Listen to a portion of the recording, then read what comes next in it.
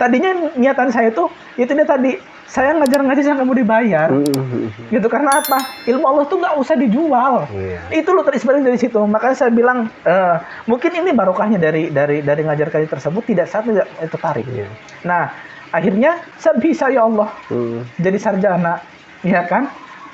Jadi hinaan tetangga, saudara yang orang tuanya tidak berpendidikan, tidak punya, anaknya yang mengangkat derajat. Allahumma salli wa sallim wa barik alaihi. Assalamualaikum warahmatullahi wabarakatuh. Alhamdulillah, salatu wassalamu ala rasulillah wa alihi wa sahbihi wa mawalah. Sahabat mata hati kita yang dirahmati Allah Subhanahu wa taala, berjumpa kembali dengan kami di channel Mata Hati Kita dalam acara Ngopi. Pengopi ngobrol perkara iman. Kali ini kita kedatangan seorang narasumber, seorang bintang tamu yang alhamdulillah pada kesempatan ini dapat hadir tengah-tengah kita, akan berbagi ilmu dan juga berbagi inspirasi, kisah-kisah tentang kehidupan ini. Namun sebelum pembahasan, kepada sahabat mata hati kita dimanapun berada, seperti biasa saya mengajak untuk like, subscribe, dan juga komen, dan juga membagikan channel ini agar dapat bermanfaat dan menjadi amal jariah bagi kita semua. Kita sapa siapa sahabat kita pada kesempatan kali ini. Assalamualaikum warahmatullahi wabarakatuh. Waalaikumsalam warahmatullahi wabarakatuh. Kumaha kabarna? Alhamdulillah damang sehat. Alhamdulillah. Hari ini gimana aktivitasnya, lancar? Alhamdulillah lancar semua, sehat semua, dan berkah semua. Amin, amin ya robbal alamin. Ya alhamdulillah pada kesempatan ini Agus bisa hadir di tengah-tengah kita, bisa hadir bersama kita untuk berbagi informasi, berbagi ilmu, berbagi kemanfaatan. Mudah-mudahan apa yang kita obrolkan atau kita bincangkan pada kesempatan sore hari ini, kesempatan kali ini, bisa menjadi sumber inspirasi dan sumber motivasi bagi sahabat-sahabat yang memang nantinya mungkin bisa menjadikan contoh gitu. Nah, sebelum kita obrolan kita kesempatan ini, kita berkenalan lebih dalam dulu dengan Mas Agus. Siap. Kalau kegiatan sekarang apa Mas Agus? Alhamdulillah kegiatan sekarang kita di produksi bakso. Produksi bakso ya. Betul. Itu dagang retail atau memang kita bagikan seperti distributor gitu? Enggak, kita rumah produksi, kita bikin sendiri, orang lain yang ngambil ke tempat kita. Jadi orang lain ngambil ke tempat kita bisa dijual kembali untuk menjadi reseller seperti itu. Yang alhamdulillah yang kita geluti ini baru sekitar 2 tahun ketika pandemi. Oh, dimulai saat pandemi ini ya. Iya, jadi pandemi ini mungkin bagi sebagian orang itu musibah atau ujian iya, gitu kan. Betul. Tapi kalau kita ada hikmahnya gitu. Karena apa? Karena bisa membuat bakso itu melalui media online. Oh iya. Karena posisi si rumah bakso ini itu berada di suatu gang yang paling sempit dan paling ujung. Nah, jadi kalau tidak ada media sosial itu tidak akan dikenal orang. Nah, kalau kita pikir secara umumnya kan, mau jualan apa nih di ujung gang kan gitu. Di tengah gang begini siapa yang mau beli kan gitu. Tapi dengan adanya media sosial ini malah jadi bisa kita usaha juga walaupun itu di rumah ya. Iya betul. Jadi media sosial ini itu diibaratkan pisau. Kenapa pisau?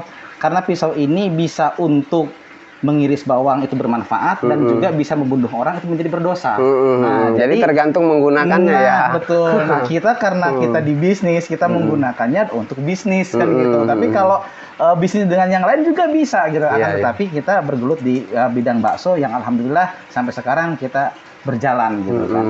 Alhamdulillah sudah 2 tahun ini ketika pandemi, walaupun orang lain artinya kita merasa bersyukur. Orang lain kan pada kesusahan banyak yang collab, banyak ini, kami masih bisa bertahan. Jadi artinya masih tetap bisa berjalan, usaha kan gitu, menghidupi keluarga. Nah, untuk istri berapa ini Bang? Kalau istri masih satu. Oh, satu ya. Masih satu. Untuk anak udah berapa? Kalau anak, alhamdulillah kita mungkin Allah belum ngasih izin ya, artinya gitu, karena anak itu sebuah anugerah dan titipan. Mungkin Allah belum ngizinin dulu. Kita sudah menikah sudah hampir 5 tahun. 5 tahun kita posisinya, dan alhamdulillah sekarang ya masih program-program lah, artinya gitu kan, masih pengantin baru terus. Iya, masih kemana-mana berdua lah. Iya, gitu. betul ya. Karena ya mungkin Allah menguji kita ketika setelah pasca nikah, saya sakit gitu. Jadi di balik sakitnya saya, mungkin itu ada hikmah dari Allah. Jadi kita tidak usah suudzon sama Allah, karena kalau suudzon sama Allah itu akan berbalik ke kita. Karena Allah itu kan bagaimana prasangka. Jadi gitu kan. Jadi kita berpedoman kepada begini.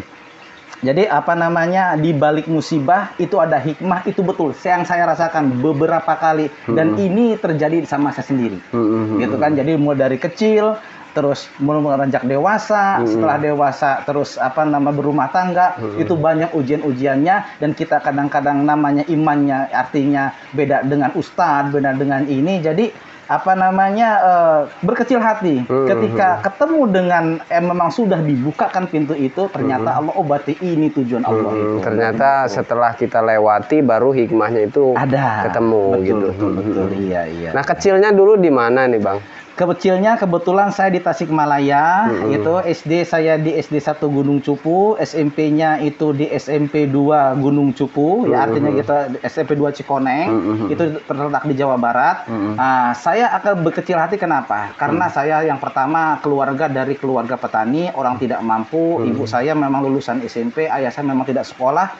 Di situ banyak dari keluarga, dari tetangga, bahwasanya Allah ngapain katanya sekolah kan tinggi-tinggi, orang kamu itu tidak mampu. Saya iri dengan kawan-kawan saya. Kawan saya melanjutkan, ada yang SMK, ada yang SMA, dia ada yang kerja segala macam. Nah, ketika saya, ya Allah kok saya begini amat, udahlah kata saya gitu kan, mungkin ini udah jalan garis saya kan, karena memang orang tua saya tidak mampu. Tapi dalam tekad saya, kata saya gini, ya mungkin saya nggak berpendidikan, nggak apa-apa deh kata gitu kan. Akhirnya saya di situ belajarlah agama, ya kan, kebetulan mondok itu juga saya tidak lama. Nah, karena kebetulan setelah saya lulus dari SMP, saya pindah ke Surabaya sebentar. Karena di situ ada adiknya nenek. Nah, ketika di situ, karena saya tidak betah, karena di situ juga pekerja, untuk bantu-bantu bibi ya kalau bahasanya. Nah, kita pindah ke Cianjur. Nah, setelah ke Cianjur, karena di situ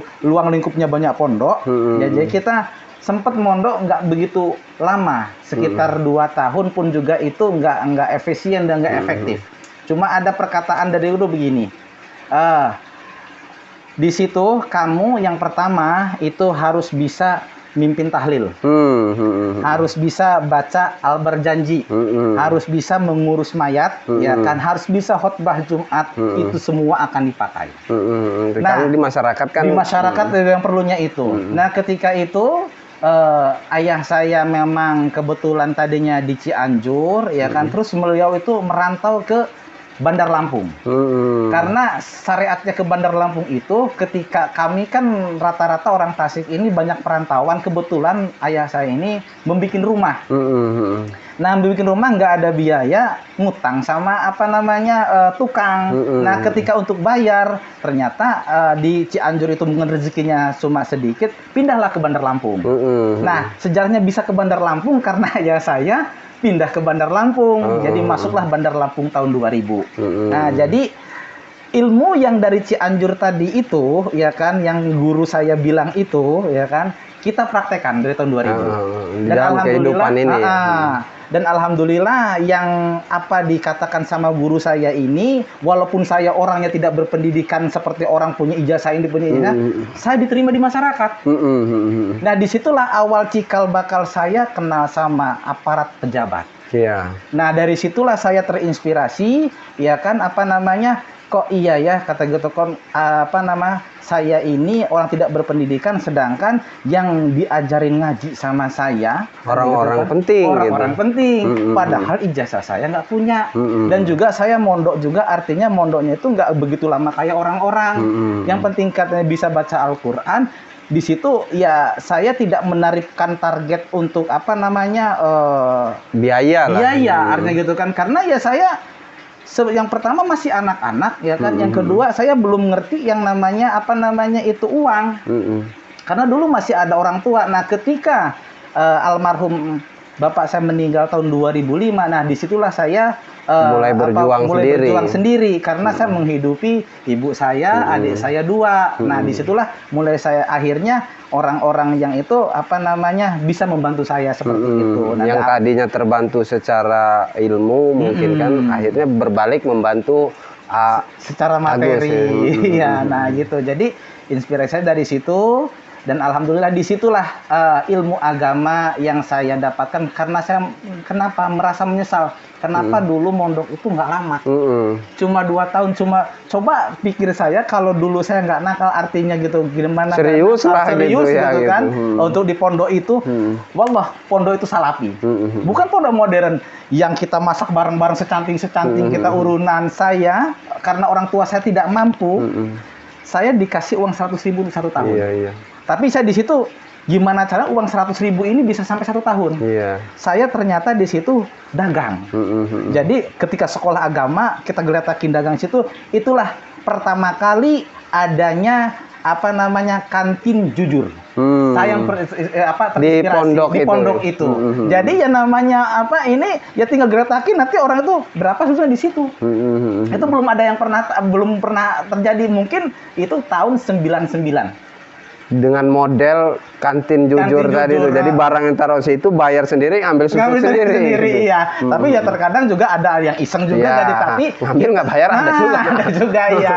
Tapi kita nggak ngeliat ke situ ya artinya kalau dulu memang saya marah. Karena kan ya kita manusiawi dong ya kan karena kita pengennya kok kamu nggak bayar begini. Tapi ketika setelah saya seperti ini saya udah nggak ini lagi jadi artinya ada kenang-kenangan sama kawan ini nggak pernah bayar nih dulu pernah beri rokok nggak bayar nih kan ini nggak bayar nih kita sudah kisah masa lalu dan itu juga saya sudah ikhlaskan dan juga kawan-kawan juga Gus pernah saya punya ini nggak apa-apa saya bilang gitu kan itu menjadi cerita dan sejarah dan itu menjadi kenangan saya. Nah mungkin kalau kita dulu belum tahu kalau ini sebenarnya kan Allah pasti balas. Cuman karena kita waktu itu masih kecil mungkin nggak baik ini kan. Iya betul banyak kawan-kawan saya seperti itu kita tantangin gajak gelut gini lah ya namanya dulu masih ini artinya jiwanya masih jiwa muda gitu kan. Nah dan alhamdulillah masuk Bandar Lampung tahun 2000 terus saya sempat menjadi marbut itu di Al-Falah Perumnas Pekandis itu tahun 2005 sampai 2011. Oh di Masjid Al-Falah itu. Tadinya gini di Jawa artinya di daerah kita orang itu udah ada yang namanya marbot jadi saya kebingungan. Jadi ketika ada murid saya dulu bilang begini coba Kak ke sana jadi marbot apa sih marbot itu? Saya di situ keceplosan ternyata marbot itu centeng. Jujur saya centeng kata saya gitu kayak centeng saya bilang iya nungguin ini saya kan bukan ini saya nggak bisa nah disitulah orang ngelihat saya Gus marbot di sini paling lama paling kan cuma 1 tahun. Saya di situ paling lama. Tadinya dengan berdirinya tadinya nggak ada TPA kita bikin TPA tadinya masjidnya masih bata kita sudah bagus. Nah mungkin sekarang Masjid Al-Falah itu menjadi masjid besar.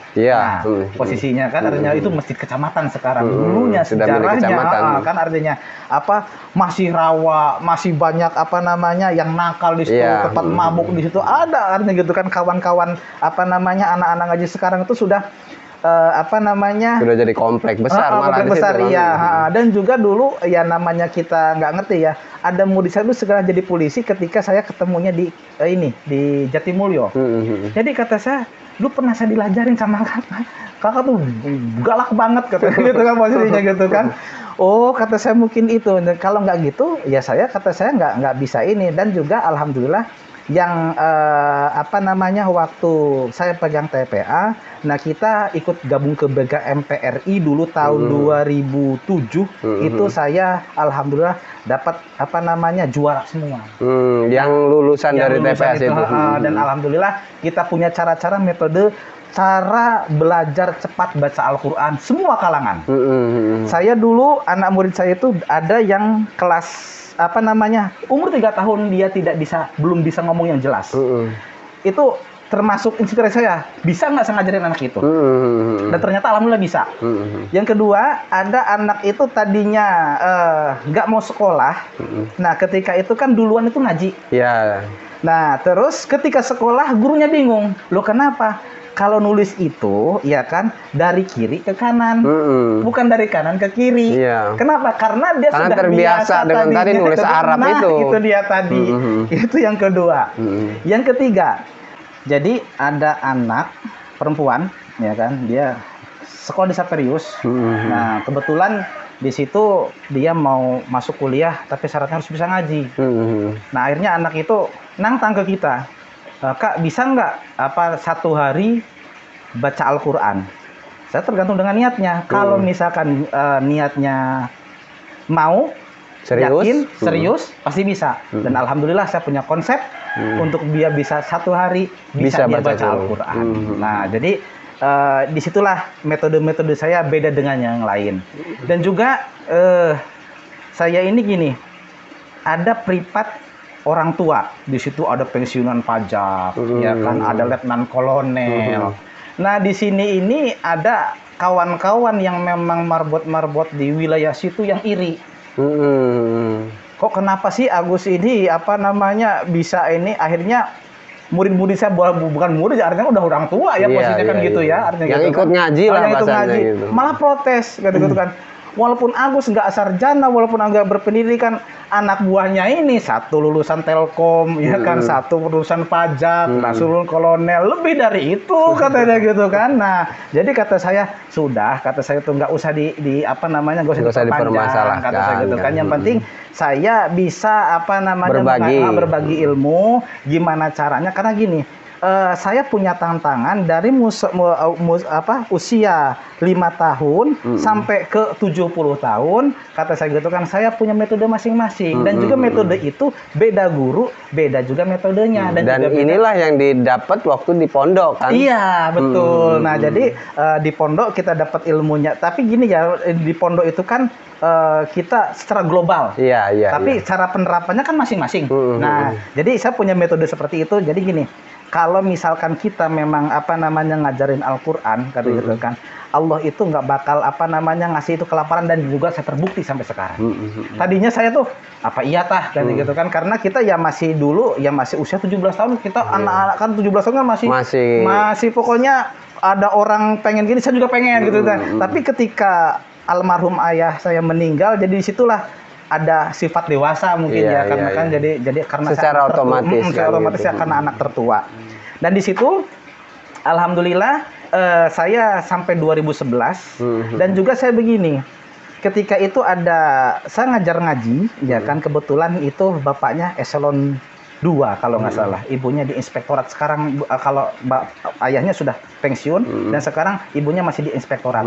Terinspirasi kenapa? Karena dulu itu beliau bilang begini, Gus, ijazah punya nanti ibu ke rumah datang, karena katakan. Ketika itu ditanya, loh kok ijazahnya SMP? Nah, tak kira SMA. Ya memang saya segitu Bu ijazahnya, karena saya mau lulusan SMP, kata gitu kan, bukan ini. Terus tak kira saya SMA. Terus ada saudara enggak, kata gitu kan. Waduh, gimana ya, ini mau nama ini sudah masuk, katanya sudah gitu, ke Depag, udah di Depag kan gitu kan. Dulu kan ketika mungkin ada program dari Depag itu, entah untuk apa gitu kan posisinya. Saya bilang begini, udah Bu, mungkin ini bukan rezeki saya, artinya begitu kan posisinya. Dah saya nggak dipikirkan itu. Nah, setelah itu karena di masjid ini ibu-ibu sering pengajian. Nah, kebetulan guru ngajinya ini karena kebetulan juga pengawas Lampung Selatan, jadi beliau itu sering sibuk. Nah kebetulan ibu itu, ya kan, Gus kalau bisa apa namanya rajin ibu-ibu. Masa sih kata saya laki-laki ngajarin ibu-ibu? Ya nggak apa-apa kata gitu kan. Dan kebetulan zaman itu zaman 2005 ibu-ibu kan sering sholawatan nih, ya kan. Nah ya sudah, yuk kita kalau ada sholawat baru saya ajarin deh. Sebagai awalnya gitu kan. Nah jadi jam 2 kita apa namanya sholawatan, nah gitu kan. Kebetulan itu istrinya letkol yang pertama, yang belajar tadi yang belajar itu kan. Nah, akhirnya kita lajarin itu. Nah, terus si guru ngaji ini, ya kan, si ibu ini kebetulan dia juga punya asuhan anak yatim, tapi beliau itu di rumah. Mungkin sekarang kayak apa namanya, beliau tuh sedang sakit, mudah-mudahan apa namanya sembuh dan juga udah sepuh juga. Amin, amin. Nah, dan di situ beliau bilang begini. Gus, kenapa nggak kuliah? Kuliah gimana? Kata saya gitu kan. Orang saya lulusan SMP, udah gini aja ikut paket, kata gitu kan. Waduh, ikut paket, saya kan nggak punya uang, kata saya gitu kan. Posisinya gitu kan. Dulu saya tuh dapat uang tuh cuma 500.000. Kata ibu itu udah nggak apa-apa. Saya punya yayasan, itu kebetulan apa namanya adik saya, kata dia. Kebetulan di Kaliasin sekarang apa lupa saya nama ininya, sekarang masih ada kok itu apa itu naungan depan Lampung Selatan. Nah ketika ikut ujian di situ beliau mendampingi dan alhamdulillah ya mungkin karena paket itu usianya memang beda sama yang lain gitu, apa karena usianya sudah melewati batas yang normal gitu kan. Alhamdulillah kita lulus. Dan kebetulan setelah itu beliau menyemangati harus kuliah. Iya, lanjut ke perguruan tinggi. Nah, kita bingung lagi di situ karena apa? Masalah biaya lagi. Dan alhamdulillah beliau itu bantu, itu cikal bakal saya masuk IAIN. Nah, jadi IAIN ketika saya pas apa namanya di IAIN itu kita masuk yang apa namanya ekstensi. Iya. Yang orang-orang pada kerja, kita kuliahnya Sabtu Minggu aja. Jadi kan tidak mengganggu aktivitas ketika hari Sabtu. Tetap bisa kerja kan bisa gitu. kerja. Karena kita posisinya memang butuh uang kan begitu. Dan alhamdulillah di situ karena tadinya banyak yang ngajar ngaji orang tuanya itu apa namanya banyak yang PNS semua. Kebetulan saya tuh ditawarin mau ngajar enggak? Gitu kan, kata ngajar apa sih kata emang bisa tah kata saya gitu kan. Saya kan ijazah belum dapat, ya kan. Bisa pakai ijazah SMA, tapi saya paket malu dong kata gitu kan waktu itu. Orang kata gini coba dulu kata gitu kan, kalau misalkan cocok atau kalau misalkan memang di bidang itu, lanjutkan. Nah kebetulan saya honor tahun 2009 ketika pas masuk juga sama pas apa namanya pas kuliah. Jadi orang bingung nyari kerjaan setelah kuliah kalau saya sudah ada wadahnya. Sudah disiapin di ya. situ. Itu tadi mungkin apa namanya yang disebut berkah dari guru dan juga dari perjuangan kita waktu apa namanya ngaji dan nurut sama guru. Iya, itu mungkin betul. Nah, itu sampai ke 2013 kita lulus dan kebetulan alhamdulillah ini rezeki yang tidak disangka-sangka. Itulah ketika ada program dari Senayan, itu ada guru yang belum S1 tolong harus S1 dan kemudian saya dijaring. Akhirnya uang itu kembali punya saya semua. Jadi dapat beasiswa dari Senayan. Jadi di IAIN itu intinya kita dapat beasiswa. Tadinya memang biaya sendiri. Nah, ketika ada program itu, ketika kita masukkan itu ternyata alhamdulillah lolos. Jadi akhirnya gratis lah di IAIN itu, alumni 2013. Nah, setelah itu berjalan ya kan, artinya gitu kan, masih di sekolah itu.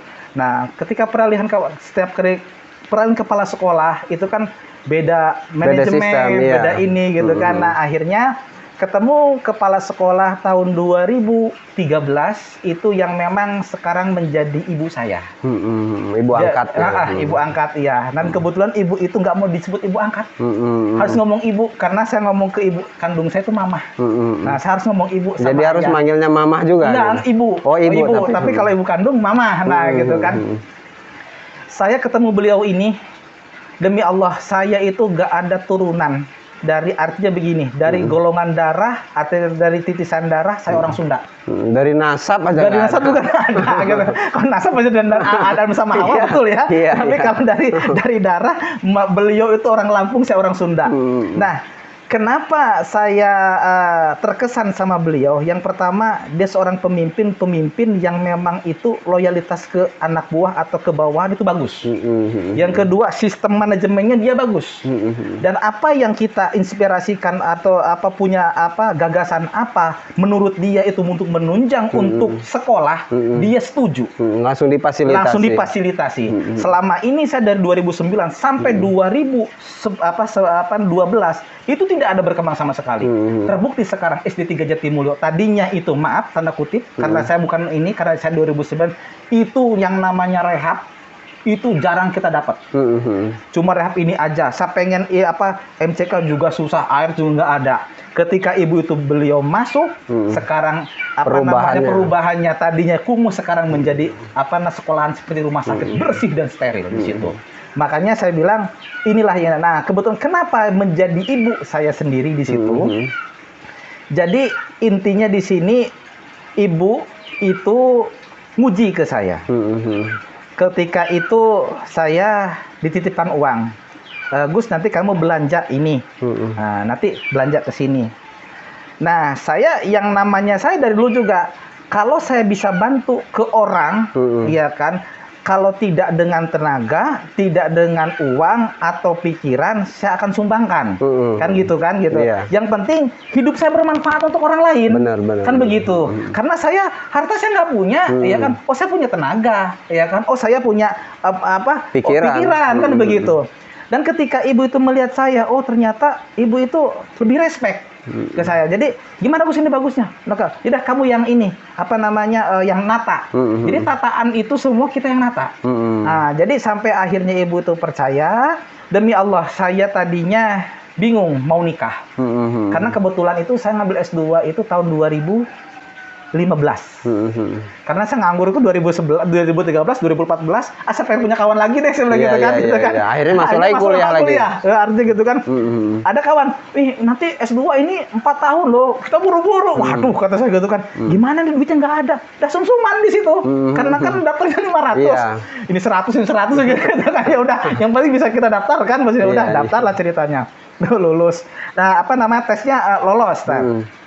Kenapa nggak saya ambil? Karena saya pikir, saya bilang gitu kan, seperti S1 lagi. Siapa tahu saya dapat beasiswa. Ternyata program beasiswa itu tidak ada, hanya untuk S3 saja. Nah, kebetulan ini kita tanda kutip ya, karena tadinya saya alumni IAIN gitu kan posisinya. Jadi banyak kenal-kenal dosen, gitu kan. Saya kenal dosen itu bukan saya orang pinter, bukan gitu kan. Bukan saya orang nakal, bukan juga. Jadi karena kita bergaul lah. Bergaul itu dia tadi. Jadi orang lain ini tanda kutip ya, ini maaf ini saya menyebutkan lembaga. Karena saya itu semester 1 saya nggak bayar. Bisa lolos, bisa ikut ujian, tapi nanti saya bilang begini, kalau nanti ada uang saya cicil.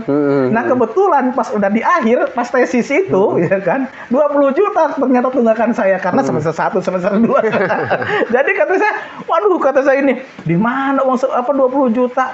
Saya bingung, kata saya gitu. Udahlah, kata saya, mungkin bukan rezeki saya deh, gitu kan. Kalau misalkan itu, sampai kajubnya bilang, mana yang namanya Badrun itu? Panggil tolong ke sini, kata gitu kan. Anak ini udah mau tes lo, judulnya sudah masuk, kata dia gitu kan. Ya udahlah, kata saya, mungkin bukan rezeki saya bilang gitu kan. Nggak apa-apa, yang penting saya kenal sama kawan-kawan S2 gitu kan posisinya. Dan juga kebetulan angkatan 1 kelompok saya yang kelas E itu ada satu jadi dosen yang PNS yang di Metro sekarang. Ayu Sarah Ramadan itu anak itu memang pinter, saya akuin gitu. Selebihnya ada yang jadi kepala sekolah, ada yang jadi ini kan gitu kan. Jadi kita menambah kawan di situ posisinya. Nah, ketika saya ini mau nikah, nah ibu tuh bilang begini, Gus, terus ini gimana? Aduh Bu, saya nggak punya uang. Saya uang itu saya pinjam sama kawan. Jadi pinjamlah 10 juta. Nah, ketika saya 10 juta, ya tadinya artinya saya bingung. Kenapa bingung? Uang itu 10 juta tuh dapat apa sih tahun 2016? Iya. Kan begitu. Biaya banyak, ini banyak, kata saya gitu kan. Nah, ketika itu ibu gini, nanti saya bantu. Untuk biaya nikah itu tadi? Nggak bilang begitu. Saya bantu nanti untuk ininya. Lamarannya. Ketika saya mengeluarkan uang, ibu itu nggak mau terima. Udah ibu aja yang bayar yang ini. Udah ibu aja yang bayar. Nah, ketika mau nikah, kan orang sewa mobil, ya kan? bawanya apa. Iya, bawa segala macam kan gitu. Saya bingung. Nah, jadi di situ saya tuh termasuk ini rezeki dari Allah melalui tangan orang itu. Ya ketemu ibu itulah artinya begini. Saya kebingungan, ya Allah, kata saya ini, dan nggak apa-apa Gus, kamu perlu apa mobil saya ada. Jadi yang tadinya saya mau sewa mobil, itu nggak jadi sewa mobil. Jadi mobil itu dilalah ada 12. Dari orang-orang yang kenal sama saya, nawarin sendiri kapan acara nikahnya. Dan sampai itu ya alhamdulillah rezeki mau nikah itu ada aja. Nah, ketika acara nikah, saya memang nggak ada uang dan juga diterima kan sama biasanya pihak keluarga yang perempuan. Sedangkan pihak keluarga ini orang Lampung, bapaknya kepala suku, itu kan harus ada adat segala macam. Saya bilang, saya orang nggak mampu, saya punya uang segini, kalau mau ya kalau dengan ikhlas, tapi saya mintanya yang sederhana. Dan kebetulan keluarga orang Lampung ini dia belum pernah punya acara, gitu kan. Kebetulan yang kakaknya ini dilarikan, jadi nikahnya sama orang Lampung kan harus di tempat laki ya. Nah, dia kan belum pernah ada acara di rumah. Nah, ketika saya karena bukan orang Lampung, saya diadatkan seperti orang Lampung. Juga saya itu, wallah saya karena nggak ngerti, saya ikutin apa itu. Tapi dengan uang dia 10 juta. Nah, akhirnya bisa saya nikah dengan itu. Nah, setelah itu saya bilang sama ibu, Bu, saya cuma selamatan aja, tidak akan ada munduh mantu. Kata ibu, Gus, kamu jangan mikirkan itu. Ibu mau bantu, gampang nanti urusannya. Jadi ketika itu mama itu marah. Kenapa marah? Saya pikirkan yang datang itu cuma beberapa orang. Saya di gang sempit. Ketika itu mama marah, kenapa nggak pasang tenda? Uangnya ya nggak ada. Ada inspirasi dari tetangga. Di situ dia pasang terpal. Kata tetangga, nggak pantas kalau pasang terpal. Karena yang namanya tenda itu kan sebelumnya harus pesan. Iya. Dari jauh-jauh hari. Ketika ibu saya datang ke situ, lo kok kayak gini? Akhirnya mama datang ke tukang tenda, sama tetangga dibawa pakai motor. Acara jam 10, tenda itu datang jam 8, dan itu sudah jadi. Kata ibu, itu ada, kenapa nggak bilang? Katanya kamu nggak ada uang. Saya nggak kemampuan saya sendiri. Saya nggak mau setelah nikah itu saya banyak utang. Saya nggak mau, kata saya gitu kan, itu beban saya nantinya, kata saya gitu kan. Udah, akhirnya itu lebih dari apa yang saya bayangin. Ternyata tamu undangannya banyak. Dan kebetulan ya karena saya tadinya ngajar ngaji gitu kan ya sama orang-orang yang pejabat-pejabat itu. Beliau datang semua walaupun saya sudah nggak di Kandis. Saya undangin, ya kan, kalau beliau hadir, dan ternyata di situ banyak yang reuni. Karena di perumahan ini banyak eselon-eselon juga gitu kan. Loh, kok kenal sama Agus? Iya, dulu pernah di sana ngajarin anak saya. Jadi udah kayak tadinya orang lain, udah kayak kerabat. Jadi saya tuh di Kandis itu udah seperti keluarga. Kenapa seperti keluarga? Tadinya niatan saya itu dia tadi, saya ngajar ngaji saya nggak mau dibayar, gitu. Karena apa? Ilmu Allah tuh nggak usah dijual. Itu loh terinspirasi dari situ. Makanya saya bilang mungkin ini barokahnya dari ngajar ngaji tersebut, tidak tertarik. Nah, akhirnya saya menikah, ya kan.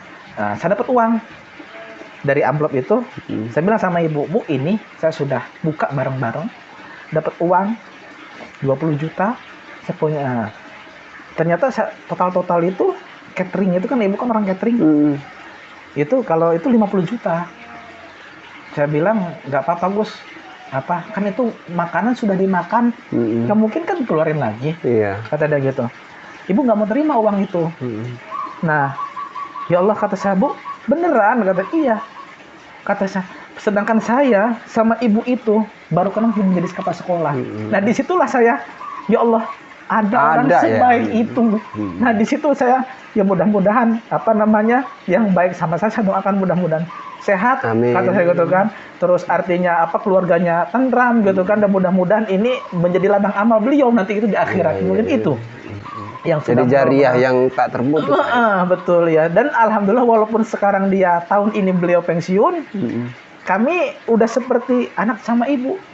Walaupun kadang-kadang saya karena kebetulan udah nggak ngajar lagi ya posisinya gitu kan. Tadi kalau habis ngajar sering mampir karena kan ngejabat dulu selama 4 tahun. Nah, akhirnya saya menikah. Nah, ketika sudah menikah, ya kita sama-sama honor. Itulah dia tadi. Allah menguji setelah nikah itu masalah ekonomi, ya kan gitu. Tadinya kita sudah, alhamdulillah sudah jalan gitu kan ya. Artinya gitu sudah selesai nikah. Ternyata orang apa namanya kita Dan dulu orang pernah- hidup ini nggak lepas dari ujian. Nah gitu.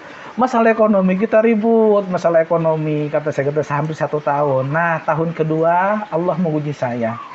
Dengan diuji saya sakit. Kebetulan dokter juga tidak tahu penyakitnya dan penyakit saya itu langka. Kalau bahasa ilmiah atau apa ke dokter itu ITP. ITP itu unjungnya tuh ada pura-pura nggak tahu bisa lihat di apa di Google ya itu kelainan darah. Jadi sampai sempet saya 2 tahun mengidap itu dan kebetulan ya alhamdulillah istri saya apa namanya mau mendampingi saya Selama 2 tahun. selama 2 tahun. Saya kan bilang begini sama istri, kalau kira-kiranya nggak sanggup untuk mengurus saya, kita kan belum punya anak. Boleh kata saya gitu kan, artinya mending kita ini aja karena kan sama masih ini ya gitu kan. Tapi ternyata istri ini masih bertahan. Jadi ketika saya sakit dan memang dalam hati saya dulu nanti saya punya istri itu harus bisa semua yang apa yang saya kerjakan. Kenapa? Harus sama-sama lah. Harus sama, iya. Kenapa? Ketika misalkan saya sakit, beliau bisa menghandle. Ketika saya misal umur saya tidak panjang dan bisa mandiri, maka saya bilang begini. Makanya istri saya beda dengan yang lain karena saya dididik istri saya itu harus mandiri. Ketika misalkan saya tidak ada atau keluar kota atau di mana saja dia bisa menghandle. Kalau misalkan kata jeleknya misalkan saya meninggal, ya kan, dia tidak kesusahan lagi karena dia sudah bisa menghandle. Jadi anak keturunan saya tidak kocar-kacir lagi begitu. Dan alhamdulillah setelah 2 tahun saya sakit dan kebetulan sakit itu yaitu tadi dalam hati saya ya Allah mungkin ini ujian kok berat amat. Saya bilang gitu kan posisinya. Dulu saya sebagai orang tidak mampu, ya kan, kawan-kawan saya sudah pada sarjana, sukses gitu kan, maksudnya saya bisa ya Allah jadi sarjana, ya kan, jadi hinaan tetangga, saudara yang orang tuanya tidak berpendidikan, tidak punya anaknya yang mengangkat derajat. Jadi itulah kata saya mungkin ini kebaikan orang tua saya. Almarhum bapak saya itu sama orang itu sama persis kayak saya, tidak hitungan tenaga, kapanpun mau apa yang bisa dilakukan. Mungkin ini mungkin nggak rezeki ayahnya mungkin datang ke saya. Inilah mungkin kalau orang tua saya masih hidup, mungkin ini loh anak kamu pak, kata saya yang dulu pernah dihina orang, kata saya gitu kan, bapak nggak bisa baca, bapak nggak bisa nulis, tapi anaknya bisa jadi sarjana. Dan saya tekadkan begini, adik saya semua, kebetulan yang baru juga almarhum, itu tahun 2015, nggak boleh tersendat-sendat masalah pendidikan. Karena saya ngalamin, artinya gitu kan, dari 99, saya masuk 2000 sama 10 tahun saya berhenti. Nah, adik saya ini kebetulan, saya pondokkan di pesantren Al-Hikmah, itu dia tadi, dengan barokahnya ngajar ngaji, saya bilang gitu kan, adik saya bisa pondok di Al-Hikmah dan sekarang dia kuliah di Unjani di Jogja. Nah, jadi disitulah tekad saya sampai S1 insya Allah saya bisa untuk membiayai beliau. Karena sebelum beliau sekolah, adik saya itu kan tadinya saya bilang begini, ya Allah kata saya gitu kan, usaha apa sih yang ini? Dan kebetulan saya sebelum menikah dan memang saya orangnya punya konsep, gitu kan, punya tata. Jadi saya punya, sebelum saya nikah sama istri ini, saya sudah punya kontrakan. Dari hasil itu tadi apa namanya, barokahnya ngajar ngaji, ya kan, kitanya apa bisa tolong orang dimanapun, itu saya sudah punya kontrakan 5. Jadi ketika nikah sudah ada, artinya tidak mengganggu uang saya. Jadi ketika adik saya perlu biaya, saya nggak bingung. Sudah bisa dari kontrakan tadi gitu. Jadi ketika nanti saya sudah nikah, kata saya gitu kan, uang gaji saya itu dikelola kita berdua. Nah, dan kebetulan waktu itu ada penawaran begini di SMK 5, itu mau ngajar apa mau kantin, gitu kan. Nah, kebetulan adik saya itu masih sakit, keluar masuk rumah sakit. Saya juga banyak absen di sekolah. Nah, saya nggak mau ngecewakan orang yang bawa saya untuk ke SMK 5. Tapi saya udah ambil kantin. Dan kebetulan kantin itu dipegang sama istri. Dan kebetulan juga saya masih sakit. Dan disitulah tantangan ujian kantin. Jadi apa namanya, ketika sepi sempet down. Ketika rame diiniin orang, gitu kan posisinya. Disangkain macam-macam. Nah, betul, iya. Dan ketika itu 1 tahun berjalan. Nah, ketika itu saya pulang ke Jawa. Kebetulan di Cianjur itu ada sepupu yang memang dia di bakso juga gitu posisinya. Karena satu apa namanya, kantin itu harus 1 menu. Nah, saya ambil resep dari sana. Dari Cianjur itu. Kalau saya syariatnya saya tidak sakit, saya nggak ke Cianjur. Gitu, karena posisi saya kan berobat, gitu kan, berobat alternatif. Jadi sambil berobat sambil belajar itu, dan kita tanya, kita ambil resepnya. Dan kebetulan saya terapkan di Lampung. 1 tahun kita observasi di kantin. Nah, di kantin ini apa posisinya? Kita lidah anak-anak sekolah. Oh, ternyata saya pengen ciri khas bakso ini, apa namanya, bakso kasar, karena kan di Jawa itu kan kasar ya. Ternyata lidah Lampung nggak cocok, harus yang lembut. Oke, kita ya, artinya teksturnya lembut, pokoknya harus lembut lah. Oke lah kita. Jadi 1,5 tahun kita apa namanya, oper alih resep tadi, kita apa namanya, kita ganti, dan alhamdulillah sampai sekarang. Nah, ketika itu si kantin ini kan ramai. Nah, saya masih honor kan, masih pakai seragam dinas. Itu sesudah sakit atau sebelum sakit? Sesudah. Oh, sesudah sakit. Jadi sesudah sakit, karena posisinya saya bilang sama istri, kalau misalkan ini saya sudah sembuh, saya akan ambil alih.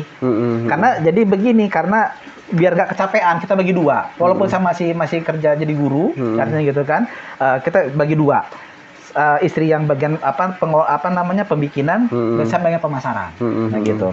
Ketika saya pegang, alhamdulillah naik. Itu Februari. Nah, saya bilang begini, daripada saya zolim, saya bilang gitu kan sama anak-anak murid saya, jarang masuk. Nah, kata-kata kan, dan saya berhenti aja dulu, istirahat dulu. Ketika naik itu Februari, Maret, Corona. Bingung kita. Mau ngapain? Saya juga resign dari ngajar. Ya kan, terus kawan bilang begini, ini masuk lagi ngajar lagi, udahlah kayaknya saya mau fokus dulu usaha, kayaknya apa namanya, karena usaha ini udah saya pegang, jadi saya pengen apa namanya, gimana sih caranya gitu kan, untuk apa namanya, untuk meningkatkan lagi usaha ketika pandemi. Nah, setelah itu pandemi mungkin bagi orang semua gitu kan, itu adalah musibah. Tapi bagi saya, ketika itu, ya kan, ketika pandemi pertama itu bukannya musibah, tapi alhamdulillah hikmah. Justru jadi berkah. Jadi berkah. Jadi saya bisanya buka di usaha di rumah sekarang ini itu akibat corona. Karena semua orang nggak boleh keluar. Jadi apa, keterbatasan orang keluar masuk juga dibatasi. Nah, ketika itu kita pakai media online. Kita pakai Facebook yang namanya marketplace. Nah, ketika itu kita online di sana. Dan ketika itu ditanya di mana posisinya, kita yang nganter pertama. Kita bilang gini, kita cari rasa dulu biar. Nah, tahun pertama saya niat begini, ya Allah, kata saya gitu kan, tahun pertama ini kita kejar bola dulu. Nanti tahun kedua insya Allah saya tarik semua, gitu kan. Dan alhamdulillah Allah mengabulkan doa saya, terjadi. Di tahun kedua ini. Di tahun kedua. Saya tanya sama sepupu, saya terinspirasi dari dia. enak ya saya bilang gitu kan, 1 hari 1,5 juta bisa masuk tanpa kemana-mana, orang pada datang. Saya tanya berapa tahun sih seperti ini, 2 tahun, dan terbukti sama saya. Sekarang ini konsep dari sepupu tadi. Tapi memang beda daerah, beda ini ya, beda cara di manajemennya. Dan alhamdulillah sekarang ini gitu kan, orang pandemi susah untuk mencari pekerjaan. Kita alhamdulillah pekerjaan itu, uang itu datang sendiri, bisa menghasilkan di rumah gitu. Iya, nah bisa nggak nih Bang, ini Mas Agus ini mengkonsepkan pola waktu di pondok dulu dengan yang apa tadi, kantin kejujuran ya? Oh iya dengan konsep yang sekarang lagi dijalanin itu, apa memang udah dilakuin ini? Kalau sekarang sih kayaknya mungkin pemerintah sekarang untuk tahun-tahun ini memang ada seperti itu, sekolah-sekolah, tapi mungkin berjalan apa tidak saya tidak tahu. Karena itu begini, saya juga gimana ya namanya itu tadi keberkahan tadi itu begini, mondok itu jangan dikategorikan buangan. Rata-rata konsep sekarang begini, anak nakal masukin pondok, anak narkoba masukin pondok, rata-rata begitu ya. Dulu saya sebetulnya begini, karena terinspirasinya begini, karena orang tua saya itu ngasih 100.000 tahun 99. Nah artinya kalau kita bagi sampai ke setahun itu, kalau 100.000 ya mungkin ambil 9.000 ya, 8.000 sekian lah. Nah kira-kira cukup nggak sih kalau begitu? Kita bingung, ya Allah, kata saya, ini gimana ya, kata saya minta sama orang tua, ya kasihan orang tua juga nggak punya kan, artinya gitu. Beliau juga artinya kuli kan posisinya. Karena saya nggak mau membebankan orang tua, akhirnya saya tanya, lihat jualan, kata gitu kan. Saya pikir jualan, oh iya, Rasul juga saya kan begitu kan, pernah ada cerita, karena kita yang mondoknya nggak sampai selesai artinya gitu kan. Jadi denger lah pernah gitu ya. Katanya Rasul juga itu harus dagang. Wah sudah, saya pikirkan yang apa ya, saya bilang gitu. Dulu ada yang bahasa nama ciwang. Kan kalau bahasa Sunda kan di singkat-singkat ya. Ciwang itu aci bawang, cireng itu aci digoreng gitu kan, gitu. Cilok aci dicolok gitu. Kayak mana sih bikinnya? 5 aci gitu kan, di ini. Oh, kata saya kayak gitu. Kayak bisa deh saya sebenarnya gitu kan. Ya sudah, itu kan tantangan bagi saya. Bikinlah ceritanya kan, bikin gitu kan. Saya pikir, kata saya, oh ya anak-anak sekolah agama ini banyak, kata saya. Udahlah, kata saya gitu. Dan kebetulan saya juga ikut sekolah agama. Nah, karena saya ada dispensasi bahwa yang mondok di situ gak ada uang, nggak apa-apa, nggak bayar kan gitu kan. Ya udahlah, saya sekalian cari ilmu, sekarang saya berdagang. Saya bingung, kata saya gitu kan, kata saya, aduh gimana ya, kata saya, mana dagangan kita tunggu, mana kita sekolah, kata. Udahlah, saya biarin aja, bilang aja begini sama yang anak-anak sekolah di situ. Kalau mau itu ciwang itu, kata saya, barang ambil sendiri gitu. Nanti saya siapin kotak di situ. Pokoknya kalau misalkan bohong dosa. Nah, gitu kan. Bohong dosa, nanti kan gitu kan, sama-sama sekolah nih, kata gitu kan. Nah, sudah, nanti ambil kembalian sendiri, ini sendiri. Nah, awalnya saya agak ini, kata saya gitu. Loh, kata saya gitu kan. Tekor nggak ya, saya begitu, jujur nggak ya, kata gitu. Karena dulu kan saya memang karena butuh uang kan posisinya. Saya hitung, oh iya benar, saya bilang gitu kan gitu. Nah, ketika sudah itu berjalanlah 1 minggu, kita cari varian lain, ya kan posisinya. Nah, jadi si ciwang ini tetap berjalan. Akhirnya ada yang nama dulu Safarella ya dulu ya, ada zaman Safarella ya dulu kan.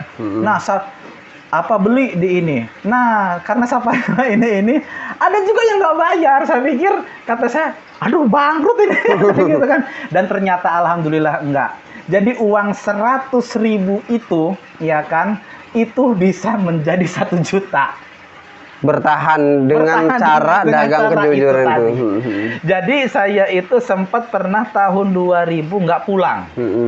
Karena kebetulan orang tua juga kan nggak pulang juga, masih di Lampung ya posisinya. Saya tuh masih di Cianjur. Yaudahlah, nggak apa-apa, saya bilang gitu kan. Saya pengen tahu, kata saya gitu kan, gimana sih rasanya lebaran di tempat orang. Nah, kebetulan saya juga di situ karena ada bahasa, atau mungkin saya kurang paham juga karena saya bahasa pondok itu, 1 ayat kita amalkan. Nah, terlebih dari itu sih, 1 ayat kita amalkan, insya Allah nanti itu akan berkembang, akan mendapatkan ilmu lagi gitu kan. Dan ternyata saya belajar di sekolah agama, misalkan belajar doa ini. Iya, iya. Nah, ketika malam saya ajarkan lagi sama anak-anaknya lebih kecil dari saya itu. Nah, dari situ lama-lama kok anak-anak ini nambah banyak. Iya. Nah, nambah banyak, kata saya begini, kan orang paling malas ini sholat subuh nih. Ya kan, apalagi di pondok kan kadang disiram segala macam gitu kan. Nah, saya ini kebetulan dari dulu memang saya bilang gitu kan, kalau dari subuh tuh saya nggak mau tidur lagi sampai sekarang. Jadi kalau selesai sholat subuh langsung? Apa yang kita kerjakan? Saya bilang, dan memang dari dulu, kan kata orang tua dulu kalau misalkan kita habis sholat subuh tidur lagi itu kan rezeki ini patok ayam gitu kan. Saya pikir itu cuma bohongan aja, tapi karena udah terbiasa gitu ya. Jadi kita sudah ini akhirnya ketika itu saya punya metode ngikut dari apa kata guru. Jadi hari ini belajar doa. Saya demi Allah, saya tuh paling susah untuk yang namanya hafalan. Kenapa jadi bisa? Karena ngajarin anak-anak tadi. Jadi awalnya sok bisa. Itu doa selamat. Itu saya bolak-balik saya kena hukuman nggak bisa. Ketika saya punya yang ikut ngaji sama saya, posisinya gitu kan. Saya belajar. Caranya begini, nggak usah panjang-panjang, sebaris aja dulu, diulang-ulang. Nah, ketika itu, ya kan guru saya lewat. Kok Agus ini ngajarnya tuh keras banget, tapi anak-anak tuh nggak kabur. Oh, kalau nggak bisa saya sabet. Kenapa? Saya balas dendam nih posisinya kan, dulu kalau nggak bisa saya disabet sama guru ya kan, sama rotan. Udahlah saya balas dendam sama itu kayak gitu. Tapi ya dengan itunya itu saya kan punya alasan. Tapi juga mukulnya juga saya nggak pakai kayu yang besar juga kan gitu, mati anak orang. Akhirnya dari situ guru ngomong begini, tapi ngomong nggak sama saya, sama kawan saya. Agus itu galak loh kata saya gitu kan. Terus lagi mukul-mukul itu anak tuh nggak kapok, malah orang tuanya seneng malah kata gitu kan posisinya. Nah dari situ ada kawan satunya. Ketika saya ke Lampung, sempat ke Lampung karena adik nomor 3 lahir, saya sebut sebelum di sini, gantilah ceritanya. Yang gantiin saya tuh kawan. Dipukul, orang tuanya datang, marah-marah. Nah ketika itu kata saya, loh kok bisa ya sebenarnya gitu kan? Mungkin ininya beda. Enggak, kalau Agus mah nggak ngajarnya kayak gitu, kata gitu. Oh, saya bilang gini, Bu, kata saya kan beda guru, kata saya beda cara, beda teknik kan gitu. Teknik, kata saya gitu kan. Oh, dan nah dari situ kita, oh ternyata saya kata guru begini, anak ini akan berhasil nih. Kata kawan, tapi nggak ngomong ke saya. Ngomongnya kapan coba? Setelah saya bisa di Lampung. Setelah kita di sini baru terbukti. Karena pernah berangkat ke Lampung, bilang ngomong gini, yakin kamu ke Lampung? Iya. Nah, ya sudah. Sampai guru itu bilang begini, sebetulnya ngelepas kamu itu berat. Iya. Gitu kan. Karena anak-anak ini senang, ya kan. Di sini di pondok tambah rame. Kamu yang punya metode ini, padahal kamu nggak sekolah loh. Tapi kan kalau saya kan gini, saya kolaborasi sama zaman. Kan dulu kan pertama munculnya Sulis, ya kan Hadad Alwi. Hadad Alwi. Kan itu solawatan itu. Nah kita yang pertama di situ kita ngajarin kayak begini nih. Jadi tertarik anak-anak karena solawat tadi itu tadi. Tapi nanti saya selingin dengan ini. Boleh katain. Akhirnya itu dulu pernah saya punya Al-Barzanji ya Al-Barzanji itu ada solawat-solawat yang memang terbaru yang saya kolaborasikan sama yang lama. Nah, kombinasi solawat itu dan Al-Barzanji ini gitu kan posisinya. Saya tadinya, wallah saya nggak yakin bahwa itu akan menang satu kecamatan. Menangnya ketika saya sudah ada di Lampung. Malah begitu ditinggalin anak-anak di sana itu malah jadi gitu ya. Jadi saya nangis di situ, ya Allah katanya, Gus katanya itu kata saya, udah kata saya, mungkin ya saya menyaksikan kata saya gitu kan posisinya kan ada tanding ya ini kan. Kamu ini yang memulai cikal bakal ini. Kamu tidak menikmati, saya menikmati. Kata saya gitu kan, yang penting kata saya gitu, kamu di pondok itu masih bisa berjalan. Ketika sekarang makanya saya bilang, kenapa dulu senang sama pendidikan? Karena itu tadi konsepnya saya bilang gitu kan, agama ini jangan ditinggalkan. Kata saya ini kalau ditinggalkan akan kegerus, kata saya gitu kan, dan juga anak-anak sekarang ini nggak bakal mau. Ya kebetulan ya sampai sekarang juga gitu tadi. Jadi apa namanya? Setelah saya ngajar di situ, nah makanya saya kok ada rasa jiwa pendidik. Padahal tadi saya kan nggak ada kepengen padahal untuk itu. Iya. Makanya di sini saya ngambil tarbiyah di IAIN ini. Jadi ya itu konsep kejujuran yang tadi apa namanya si awalnya tadi itu uang 100.000 menjadi 1 juta gitu kan. Makanya kalau kita percaya sama Allah ya kan kita yakin bahwasanya rezeki itu pasti ditanggung Allah yang atur gitu kan. Alhamdulillah enggak. Sampai sekarang nggak ada yang namanya rugi. Dan juga konsep sekarang saya kan di Lampung ini, saya begini, itu gara-garanya, ketika corona juga sama. Apa namanya, peminat banyak, sampai di gang itu penuh sama motor. Dibilangin sama tetangga-tetangga. Pikiran kayak parkirnya, katanya gitu kan ini. Saya, dalam hati ya Allah kata saya, kalau tanah ini di depan dijual, saya bilang gitu kan. Ya, apa namanya, saya punya tempat, saya bilang gitu kan. Saya punya konsep, kata saya gitu kan, setiap hari Jumat, kata saya gitu kan, saya akan sedekah makan gratis di situ, gitu kan. Karena yang datang ke situ kok masih nggak jual yang mateng, gitu kan. Saya nggak punya tempat, orang tempatnya juga di halaman, saya bikinnya kan gitu kan. Dan alhamdulillah itu baru 1,5 tahun tempat itu kita beli. Alhamdulillah punya sendiri, walaupun artinya kredit gitu kan, artinya gitu kan. Dan saya sekarang begini.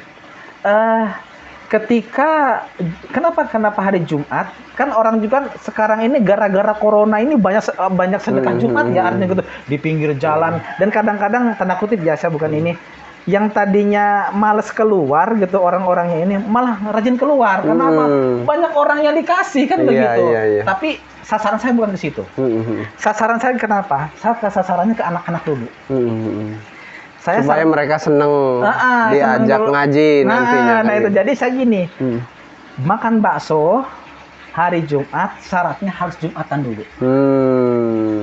Kan anak-anak sekarang kan banyak main gadget, ya kan ini segala macam. Sekarang udah kayak nggak sama kayak zaman saya dulu. Zaman dulu lah. Mainan itu udah banyak betul sekarang. Sekarang jadi rumah bisa main. Jadi ke masjid itu males. Nah saya punya metode begini kata saya. Makan bakso di sini gratis setiap hari Jumat, tapi syaratnya habis Jumat. Kalau habis Jumat boleh ke sini dari manapun. Yang penting sudah sholat Jumat dulu. Sholat Jumat dulu, ya kan gitu. Kenapa itu? Nanti akan dia dewasanya tertanam. Jadi tadinya, oh iya kalau nggak makan bakso, nanti nggak sholat Jumat, saya nggak makan bakso, gitu kan. Nah sama anak-anak bilang begini, dia sholat Jumat nggak, sholat gitu kan. Dia dilalang memang anak tuh jujur. Kalau yang nggak sholat Jumat walaupun dekat rumah dia nggak mau dekat, nggak mau datang. Saya tanya kemana sih nggak sholat Jumat kak? Katanya gitu. Jadi dia juga ngerti ya. Saya nggak Jumatan nggak ada bakso nih hari ini. Betul ya. Nah seperti itu. Jadi saya terapkan seperti itu. Kenapa? Karena untuk melatih anak-anak. Gitu. Selebihnya mau orang dewasa juga nggak apa-apa. Boleh saja. Siapapun. Gitu kan. Karena yang penting ke rumah. Gitu kan. Saya sudah punya tempat. Jadi mau Gojek tadinya mau ngambil pesanan suruh makan dulu, ya kan. Orang yang ngambil pesanan kan kita pesanan ayam dari Tarahan, dari apa namanya, dari Natar gitu kan. Silakan makan tapi hari Jumat. Gitu. Karena saya tidak menyediakan yang matang tiap hari. Gitu. Khusus di hari Jumat. Matang dan itu gratis gitu, iya. Siapapun itu tanpa terkecuali baik muslim maupun non muslim saya bebaskan. Nah hikmahnya apa bang? Dari yang abang lakukan dari mulai sekarang setelah dapat tanah itu ya untuk melakukan sedekah Jumat itu hikmah terbesarnya yang didapat dari abang gimana? Hikmahnya ya satu ketenangan hati, ya kan. Yang kedua ya kalau orang susah cari uang ketika ini corona. Saya punya cicilan loh, 6 juta ke bank, 1 juta motor, 7 juta, itu yang harus setiap bulan. Dan juga, alhamdulillah nggak pernah nombok, nggak pernah apa namanya ketunggak. Berpikir, kok bisa sih? Allah itu maha tahu yang apa hambanya dia butuhkan, ya kan? Bukannya diinginkan loh. Kan kita ingin begini, tapi Allah belum tentu. yang dibutuhkan sama Allah. Ya saya butuh uang itu alhamdulillah. Iya. Kan begitu kan. Jadi Allah itu memberikan yang kita butuhkan, bukan yang kita inginkan. Saya dulu pengennya, saya pengen jadi pejabat begini. Ternyata Allah beda. Tadinya saya ngajar udah berapa? 10 tahun loh. Iya. Saya sudah punya NPTK. Orang kan saya Gus begini kan begitu kan. Saya Allah berkehendak lain kok. Hanya Allah ngasih jalan ini. Ya kan posisinya. Ya sudah alhamdulillah. Ya ngajar saya juga artinya punya relasi, ya kan? Hikmahnya ngajar saya dapat kantin, hikmahnya kantin tutup saya dapat pabrik, artinya gitu kan? Nah setelah saya punya pabrik kata saya gitu kan, saya pun pengen sedekah ke orang, karena begitu. Jadi artinya disu juga kebermanfaatan kan gitu. Nah ini Bang, ada nggak pesan-pesan nih buat para guru ngaji, para santri yang memang sekarang ini lagi mencari ilmu dan mencari keberkahan ini? Ada pesan-pesan apa nih dari Bang Agus nih? Pesannya, kalau dari saya itu yang pertama adalah jujur. Yang pertama adalah jujur. Karena jujur ini itu kunci utama semua. Sekarang banyak orang yang pintar tapi nggak jujur. Itu nggak bakal maslahat. Tapi kalau orang biasa-biasa jujur, dicari orang. Dari kejujuran itulah timbul kebaikan dan keberkahan. Walaupun orang biasa. Walaupun orang biasa. Sekarang banyak saya bilang begini, kok iya sih sarjana kok bisa itu bakso, kan begitu. Orang pada kaget, karena kenapa? S2 kok bisa? Enggak, kata jangan ngeliat detailnya. Saya bilang gitu kan.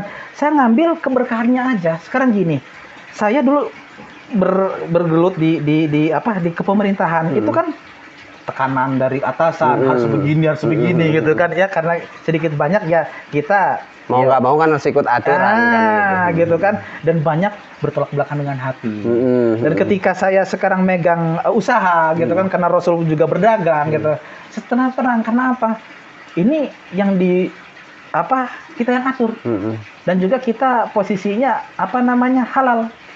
Itu nggak ada barang subhat, karena itu memang kita kelola kan sendiri. Kita tahu produksinya. Nah, kita tahu produksinya, dan alhamdulillah sekarang ya kan, itu dari hikmahnya corona. Ini orang banyak ngelirik, UMK udah banyak ngelirik. Ini gimana sih caranya? Kok bisa kayak begini? Ya perjuangannya sih agak mulai berat gitu kan. Cuma kata saya kalau sudah ngeliat, enaknya. Keperjuangannya saya bilang gitu kan posisinya. Sama kita begini, jangan tinggalkan sholat duha, jangan tinggalkan sholat tahajud. Tapi ingat sholat itu bukan penarik rezeki. Orang kadang-kadang, gua sholat duha deh, ya biar kan? rezekinya lancar gitu. Jangan dikaitkan sama dunia. Kalau sama dunia cuma Allah, nih kasih segitu. Tapi saya intinya begini, ya itu tadi, kita sholat lillahi ta'ala, ya kan? Kita berdoa lillahi ta'ala, terserah Allah mau ngasih kayak mana, terserah, gitu. Dan terbukti sama saya sendiri gitu kan. Tadinya seorang nggak punya, ya kan, rumahnya di belakang, artinya gitu kan, konsep-konsep ini. Ternyata orang banyak ada di sekarang. BPOM juga sekarang itu malah artinya saya tidak cari-cari, malah mereka yang cari. Artinya gitu kan. Oh Bapak, dia kaget begini. Kenapa kaget? Biasanya BPOM ini harus frozen 7 hari. Saya bilang, Bu, saya bikin hari ini habis. Loh, dia kaget kan? Kok bisa? Katanya gitu. Apa Bapak naruh? Enggak. Gitu kan. Dia itu datang ke rumah, ambil barang, saya cash. Makanya, maaf, tanda kutip gini. Orang konsep saya sama konsep dengan bakso yang lain beda. Saya pendatang baru loh. Saya di dunia pendidikan loh. Ya kan. Kok bisa kayak begini? Saya tanya Mas Agus, itu naruh ke warung-warung? Enggak. Loh kok bisa tutup. Rame gitu kan. Gitu. Saya awalnya begini, di media sosial dulu, saya bilang gitu kan. Kalau mau saya ajarin nih. Nah, nanti cara-caranya kayak begini, kata saya gitu kan. Nah, nanti kalau orang sudah tahu rasa, sudah tahu harga, oh iya kayaknya ini enak, kita jualin lagi, boleh, kata saya kan gitu kan. Nah, dari media sosial, dari omongan mulut ke mulut, ya kan, dan istilah mereka datang, dan juga saya nggak ada utang. Jadi apapun hari ini dapat uang, ya dapat itu dapatnya segitu.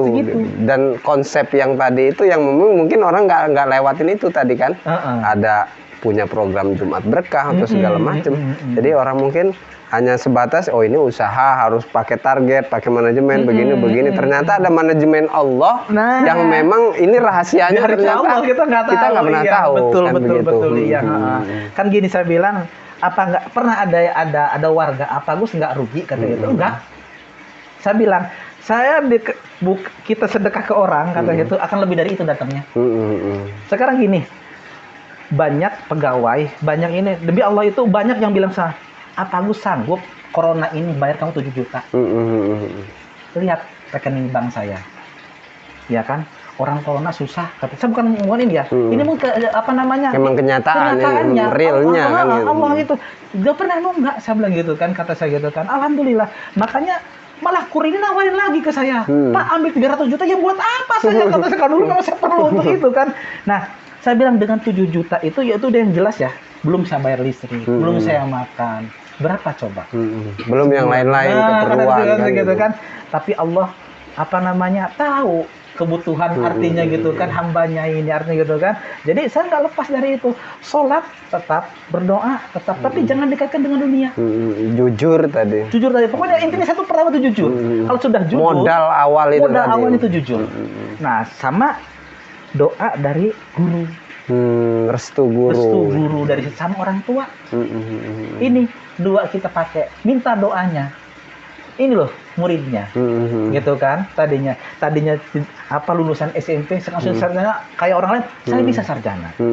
Katanya orang punya usaha, saya juga bisa usaha, gitu kan? Posisinya. Konsep sekarang nanti kata saya gitu kan, kedepannya ini kata saya gitu kan. Kenapa saya punya target begini? Saya target usia 40 tahun, saya kan ngelola ini, ya kan? Nanti kan saya begini, tadinya kan mudah-mudahan Allah mengabulkan. Jadi masih kuat seusia 40 tahun kita ngerintis dulu. Kita tahu bahwasanya seperti apa sih bisnis ini sampai usia 40 tahun. Nanti usia 50 tahun saya pensiun, bukan pensiun artinya apa namanya kita berhenti dari enggak. Usaha bukan kan? Tapi dipegang sama orang. Kita cuma ngawasin, kita fokus ibadah. Nah, saya punya konsep begini, ketika tua saya nggak jadi jauh-jauh. Saya tetap balik lagi ke pertama. Iya, kembali ke konsep ngajar gitu. Ngaji lagi. Karena itu yang modal saya. Kata si itu apa dunia namanya? Akhirat kita. Kan? Nah, itu. Jadi kenapa saya seneng ngajar ngaji ke anak-anak? Itulah modal awal dia untuk bisa ngerti agama, dari siapa sih dia ini bisanya. Dan itulah ajariah saya nantinya. Kan gitu posisinya. Jadi tetap kita kita bukan ngejar dunia. Karena kan gini, kan orang ngomong, kawan-kawan ngomong begini ya, karena kita masih corona, mungkin dia agak gimana gitu kan. Ngapain gue kejar dunia? Saya tidak mengejar dunia, kata saya gitu kan. Kan kita ibaratkan kalau dunia kita cari 1000 tahun, tapi kalau untuk akhirat kita mati besok. Saya konsepnya begini, saya sekarang sudah nggak di pengajaran lagi ya, artinya gitu udah nggak ngajar lagi, berarti ilmu saya udah nggak ke situ lagi ya. Berarti kita di bisnis, berarti kita masalah uang, sekarang masalah finansial. Sekarang gini, ketika nanti saya usia 50 tahun, itu kalau sama orang.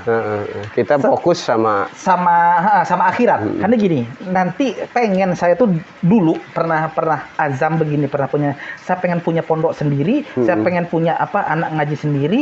Kalau misalkan saya nggak mampu untuk itu, guru ngajinya saya yang gaji. Jadi anak itu ngajinya gratis, gitu kan. Jadi kita siapkan fasilitasnya, kita yang didik, kalaupun kita nggak bisa didik, kita biayai. Sudah 1 jam obrolan kita dengan Kang Agus, mudah-mudahan menjadi sumber inspirasi bagi kita semua. Mungkin nanti ada season berikutnya, Kang Agus. Boleh. Di lain waktu nanti kita akan ngobrol-ngobrol lagi dengan kita di channel kita, apa saja yang sudah akan dicapai, kita tunggu di part-part selanjutnya. Siap. Sahabat mata hati kita, dimanapun berada, sudah 1 jam lebih perbincangan kita dengan Kang Agus. Sudah banyak informasi dan inspirasi yang kita dapatkan dari obrolan pada kesempatan kali ini. Sahabat mata hati kita, dari obrolan tadi kita dapat tarik kesimpulan bahwasanya jangan pernah berputus asa dari rahmat Allah Subhanahu wa Ta'ala. Jangan pernah kita menganggap bahwa kita tidak akan pernah jadi apa-apa. Tapi teruslah berjuang, teruslah bersemangat, teruslah berhusnuzon kepada Allah. Karena Allah akan memberikan jalan dari yang tidak pernah kita sangka-sangka. Allah akan memberikan kita kesempatan apabila memang kita sudah ikhlas, apabila memang kita sudah mendapatkan ridhonya orang tua, guru, dan tentunya ridhonya Allah Subhanahu wa Ta'ala. Cukup sekian, saya akhiri. Wallahul muwaffiq ila aqwamit thoriq. Assalamualaikum warahmatullahi wabarakatuh. Waalaikumsalam warahmatullahi wabarakatuh. Terima kasih Kang Sama-sama, Agus sama-sama. atas Iya, kehadirannya. sama-sama.